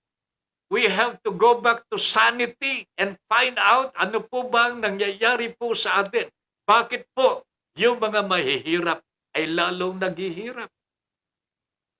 Bakit po yung gap between the rich and the poor ay sumusobra po na yata ang lawak? Bakit hindi po ba nakikita ng ating gobyerno ito? Bakit sa mga munisipyo, mga lungsod, mga lalawigan, ano nangyari ho na ang mga magkakamag-anak, tatay, asawa, anak, nagpapalitan na lamang po sa pwesto pang-gobernador, vice-gobernador, gobernador, vice-gobernador, mayor, vice-mayor. Nagpapalit-palitan na lamang po sila. Hindi na po nakapwesto ang ibang mga kababayan po natin. Why is this happening? Bakit hindi po itong tingnan ho ng ating mga mambabatas? Huwag muna yung mga pangkaraniwan na Wag na muna. Yung mga investigasyon na yan, ipaubayan na kay Mr. Marcos yan, kayang-kaya ho yan eh. Di po ba? Ito nga sukal. Tama ho yung kanyang ginawa eh. Napakaganda ho ang kanyang ginawa. Ngayon lamang po nangyari ito. Na pina-inspection po niya ang mga bodega, mga warehouses ng mga hoarders at mga smugglers po. Kitang-kita ho natin ang ebidensya. Di ba? Matagumpay po ang ating Pangulo Marcos. Di ba? Di ba? Palakpakan naman natin. Talaga naman. Di ba?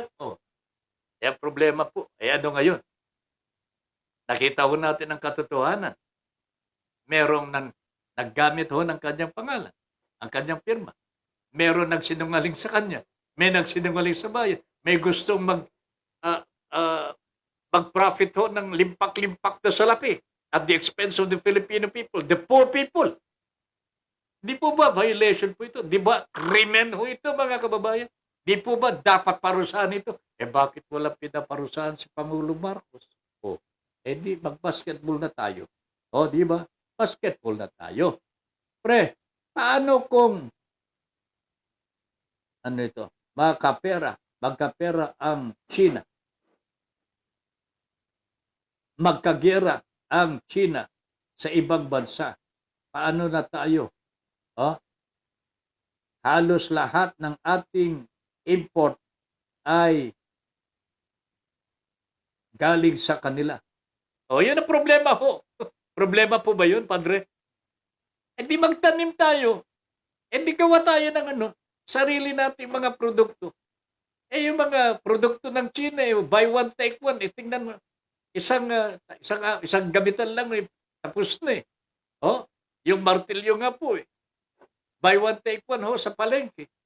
Oh, bumili ako ng isa. Binigyan pa ako ng isa pa. Hindi, dalawa na ho. Sinubukan ko po yung martilyo, ipukpok doon sa ulo ko po. Baliho ang martilyo. Buo ang aking ulo. Mas matigas yung ulo ko. Ay, nako talaga. Rachibo Menjola. Dito po, pati puno. Pag kasama sa heritage at history nila, talagang inaalagaan. Oh? Ayaw mabanggit ang kahayupan na martial law at lahi ni Marcos. Ayun. Pinunto, talagang didiretso na ni Ma'am Ratchibum ang history. Sana katulad po niyan, pinag-uusapan ano po ang bagay, ano po ang nararapat, ano po ba ang ilalagay ho natin sa curriculum. Dapat po siguro pag-aaralan muna ito ng Department of Education and Culture. They should involve the academy.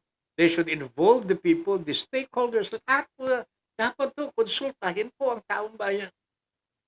Pero sila lamang ho nag-uusap po dito. Kanya, nung nakaraan po history was deleted overnight. Bakit po ganyan? Lilian Gabriel is watching. Ma'am Lilian, magandang gabi po. Wala na talagang say ang mamamayang dyan. Unfortunately, true, Ma'am Ratchibog, that is why nakikiusap po ako sa ating mga kababayan. Huwag natin papayagan na mawalan po tayo ng boses. Huwag natin papayagan na mawalan po tayo ng press freedom. Huwag po na, sana po yung mga kapwa ko, journalists, namnamin ho natin ang kahulugan ng press freedom. Kung tayo po ay nagpapasakop, hindi man po tayo pinapatay, pero pinapatay ang ating industriya, para na rin po tayong pinatay. Di mo ba? Malaya pa po ba tayo na maka-gather ho? Punta ho kayo sa Malacanang kung papapasukin ho kayo. Di ba? Tawag ko kayo sa Malacanang for an interview with them.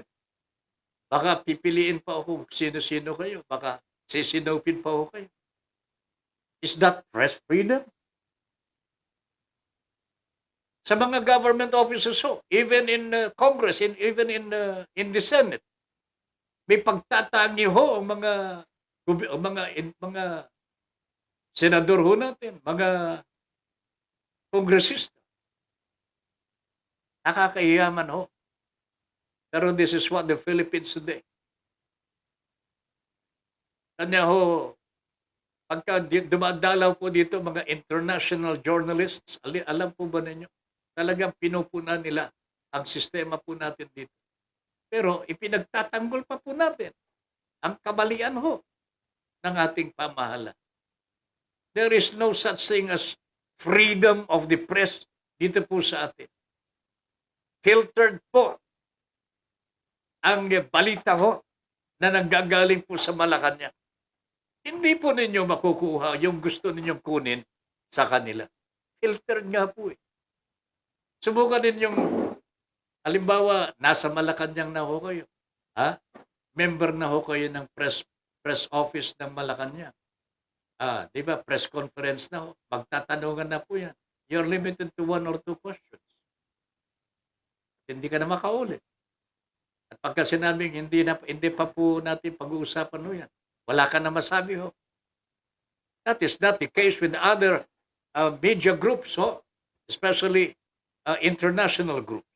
Hindi po ninyo po pwedeng saklawan po ang kanilang karapatang magtanong at masagot. Di ba? That is press freedom po, mga kababayan. Unfortunately, I think very weak dito po sa ating bansa. The government will not accept that, pero this is what it is. Kaya tignan ho ninyo, mga kababayan. Ano kanyo? Bakit po kayo, Mr. Paipon, nagbabatikos? So, sa totoo lamang ho, sino po bang hindi matatakot magbatikos ho? Magsabi po ng katotohanan. Sino po bang hindi matatakot? Di ba? Pero kung tayo po ay takot, di sino pang magsasalita ng totoo? We take the risk, mga kababayan. This is our freedom. This is our right. And we will work on it. Ed Bausa is watching. Magandang gabi, Padre. Ed, you are just about to enter the last portion of the program. Good evening, Tabin and Ma'am Lynn. Watching na po. Nahuli ka na. Elisa Malibiran. Integrated na po sa bawat subject areas ang values education for good manners and right conduct. Pero parang di na-emphasize. Yeah, that is true. Just like history. Ala na, di na pinag-usapan ng history. Good manners and right conduct, baka wala nang, hindi na itinuturo. Hindi na itinuturo. Patas Balita is watching. Magandang gabi, Patas. Sana. Patas talaga. Di ba? Junior Dal, GMRC, alisin para palitan ng subject na ano ito? Martial law. Ano ito?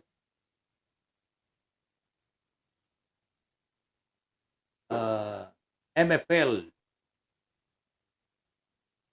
How to lie. How to lie. HTL. Oh, I see. HTL. Oh. Papalitan na raw po. Oh.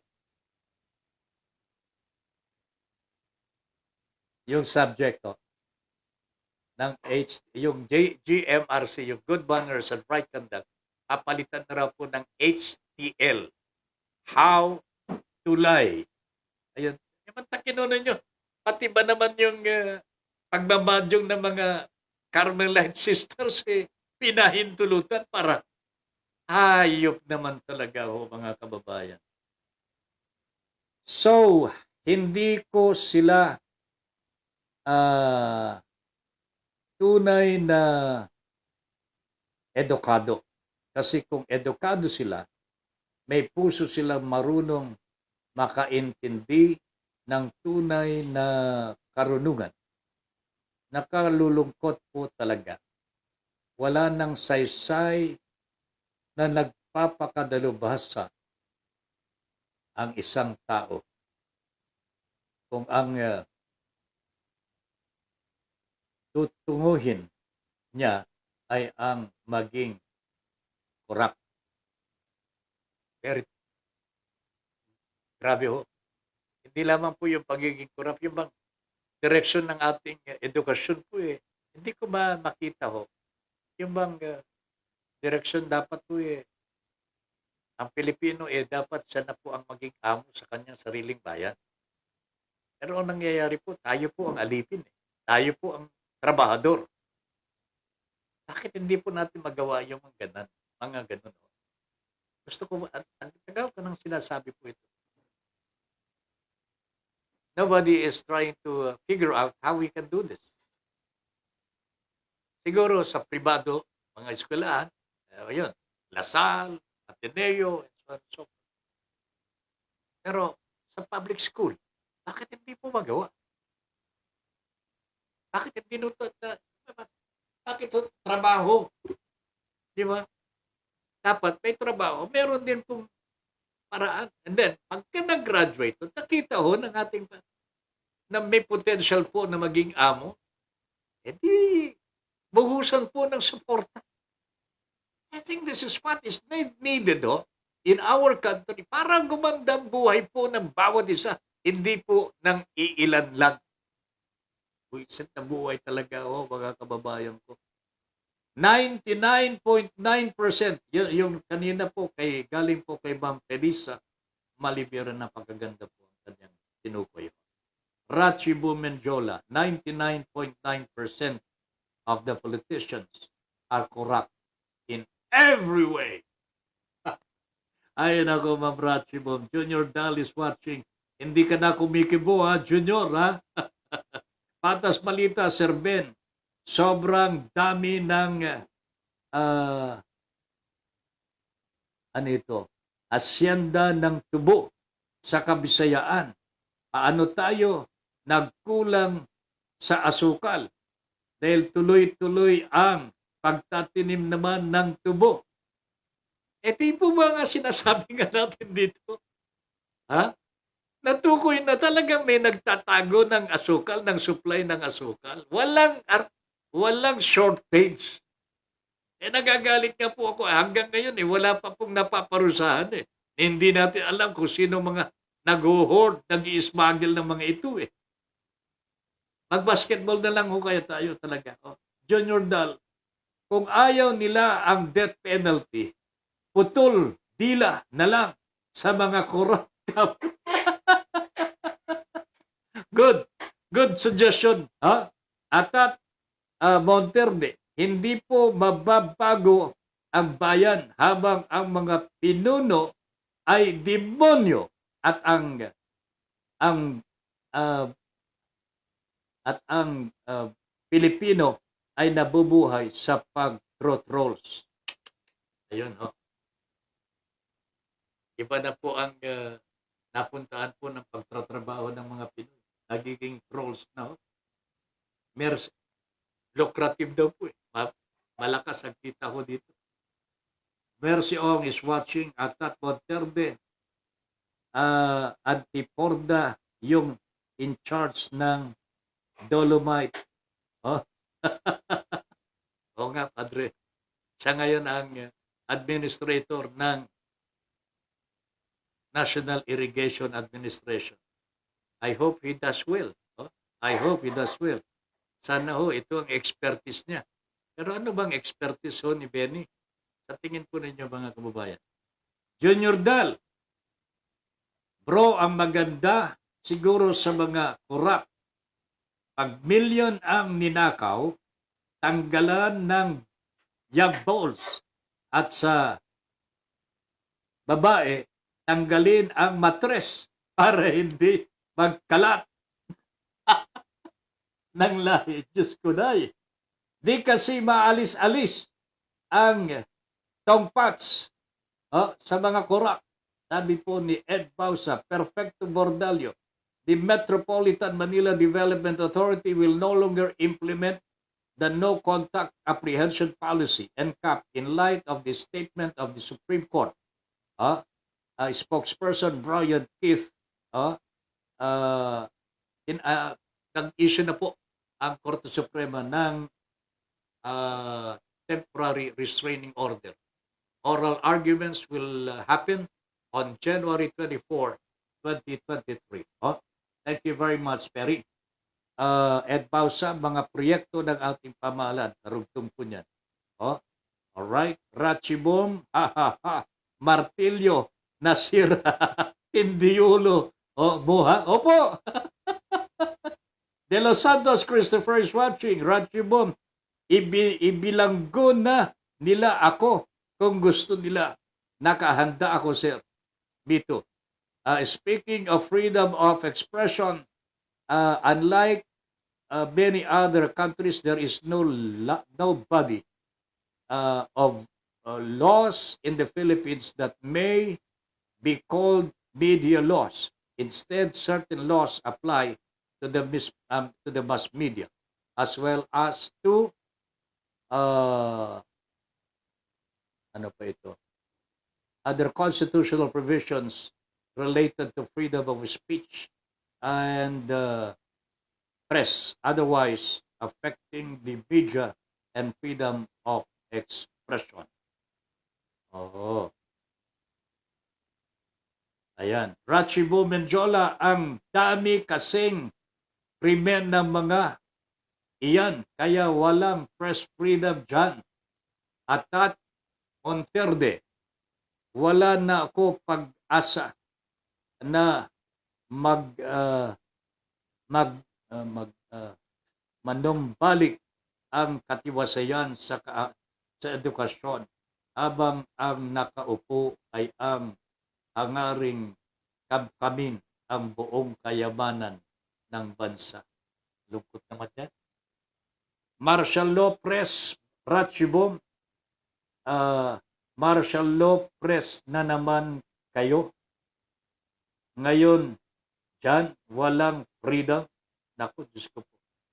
Tatay Ben, kahit sino ang humawak sa DSWD, hindi ba ayos-ayos ang sistema ng pamamahagi ng anumang ayuda? At least Erwin Tulfo is doing something now, Christopher. Mel, I'll just compare it back then, grade 1 to grade 2, JMRC. But now, after graduating from college, they don't have GMRC. Grabe talaga. Elisa Malibiran, bye po, Kaben. Bye po, ma'am. Magpapaalam na rin po tayo. Kaya ako, pinilit kung makalayas ng Pilipinas noong panahon ng martial law ni Marcos dahil ayaw kong mamatay sa hirap tulad ng dinaranas ng mga mahirap kong mga kababayan ngayon. Swerte ho ninyo, Ma'am Ratchibun. It's already 10 o'clock in the evening. Muchas gracias. Naku, nag-Ilocano naman si Mel. Hindi ko mababasa yan. Muchas gracias, partner.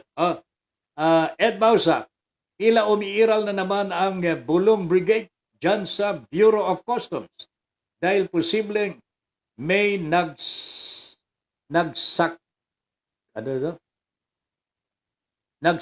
na naman para masibak ang mga opisyal ng Port of Subic.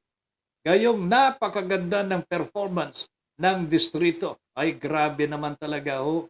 Sir Ben, sobrang galing ang mga pinaupo sa pamahalaan kasi bagsak ang ekonomiya ng Pilipinas. Hindi patas. Sir Ben, Ratchibom, good night and God bless good people. Ayan, wala na tayong oras po. Tapos na ho, ha? Ang ating programa. Lumaktaw na ho tayo. Lumampas na po tayo ng oras. Ho? Magbabalik ko tayo bukas. Enjoy na enjoy po ako. Sana po enjoy din po kayo. Pero more than ever ho, mga kababayan, sana ho, sa tuwing magprograma po tayo, merong mapagtitibay ho natin na prinsipyong mabuti ho sa ating buhay. Ben Paipon po nagsasabing thank you very much for allowing us into your homes and for giving us the privilege to be of service. Good night, everybody. Inyong natunghayan ang makabuluhang pagtalakay sa mga isyong napapanahon.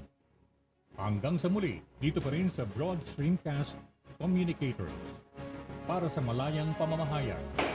Your Honor, please. Maraming salamat po.